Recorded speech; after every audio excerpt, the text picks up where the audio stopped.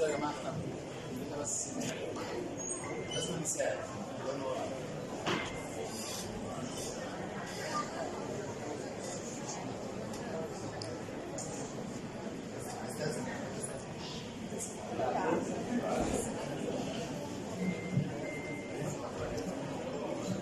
تكريم الطفل المعجزة عبد الرحمن عبد العاطي. طبعا برحب بالاستاذ عادل الروماني رئيس اللجنه العليا لدعم مؤسسات الدوله، الاستاذ عبد الجواد ابراهيم من الازهر الشريف، جميع اعضاء اللجنه العليا لدعم مؤسسات الدوله.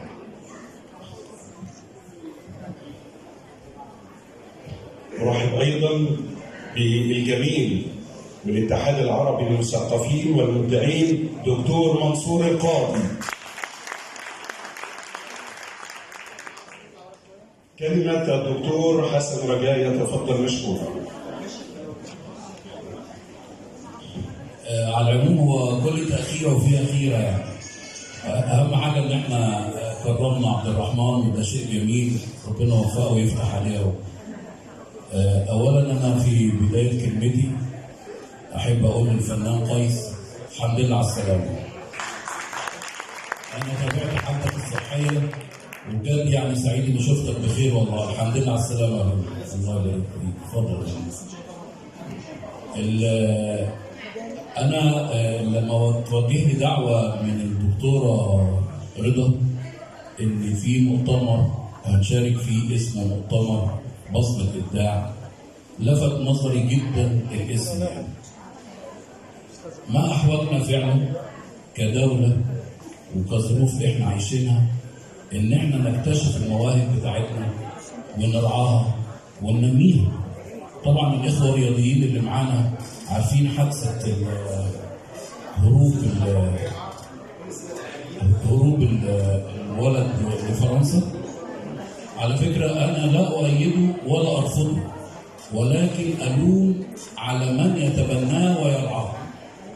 اللي حصل يعني بجد صدمه في وجه اتحاد المصارعه بشكل مش كويس، وان هو الفضائح الماليه. طبعا انا لا اتحدث عن الفضائح الماليه، لكن اتحدث عن كيفيه تبني البطل. ازاي اتبنى الموهبه بتاعتي؟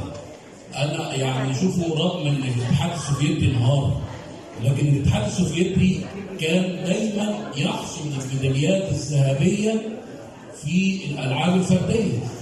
طب ما احنا نعمل زي الاتحاد السوفيتي. ازاي هو كان بيرعى الناس بتاعته، يبتدي ينميهم ويبتدي يعمل منهم ابطال، بيبقوا ابطال من ذهب.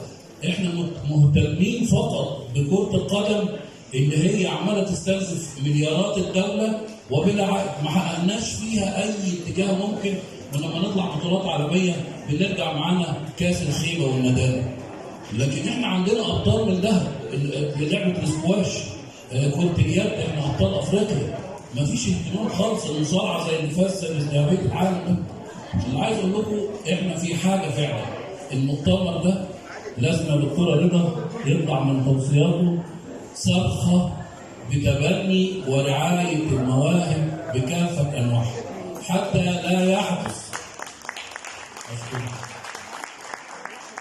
لا يحدث ويتكرر مسلسل الهروب. قبل كده برضه في حد من المصارعه او في الحديد معالي المستشار اللي خدته قطر. رامي جابر، كرم جابر. اللي عايز اقول لكم عليه يعني ليه احنا نسيب ذهبنا وثرواتنا. النهارده ثروه اي دوله في الدنيا هي الانسان. فاحنا ازاي نسيب الذهب بتاعنا يطلع ويتاخد واحنا بنتفرج؟ انا ما لقيتش يعني من اي جهاز في الدوله ان هو معترض على اللي حصل او ان هو بيتدخل لتصليح الموقف. لكن احنا كلنا مستسلمين، الولد يهرب والتاني يهرب والتالت بالفلوس يشتغل. فطبعا نحن في حاجه لوجود صرخه لرعايه المبدعين تاريخا ومستقبلا وماضي. يعني كل واحد فينا ابدع في مجاله، الدوله ترعاه وتتبناه طول عمره يعني. طبعا ده احنا عايزين احد توصيات المؤتمر لمصطفى بيه ويكون الاهتمام بالجزء بتاع الرعايه والابداع ده مهم جدا لمصر. ومصر يعني انا لفت نظري حاجه، معلش انا طولت سنه صغيره الكوره بعد اذنك. الفريق الكوره بتاع الداخليه، فريق الكوره الداخليه فيه 5 لعيبه افارقه. طب انا استغربت، انا ماليش في كوره خلي بالك، لكن استغربت قلت ازاي احنا نستورد 5 لعيبه افارقه يلعبوا مع فريق الداخليه؟ الداخليه عندها اكثر من نص مليون جندي موجودين في الخدمه، ضابط وجندي اكثر من نص مليون، مش قادره تطلع منهم 11 لاعب. مصر صفر. يعني لا ده احنا عندنا خيبه بقى، لا ده احنا عندنا خيبه بالويبه يعني زي ما بيقول المثل يعني. لا احنا محتاجين اعاده رؤيه وهيكله لكل الاجهزه اللي بتعمل في هذا المجال، لان مصر فعلا في حاجه لتبني ابنائها. ان شاء الله مؤتمر موفق ووجودكم. كل سنه وانتم طيبين، متشكرين جدا يا فندم.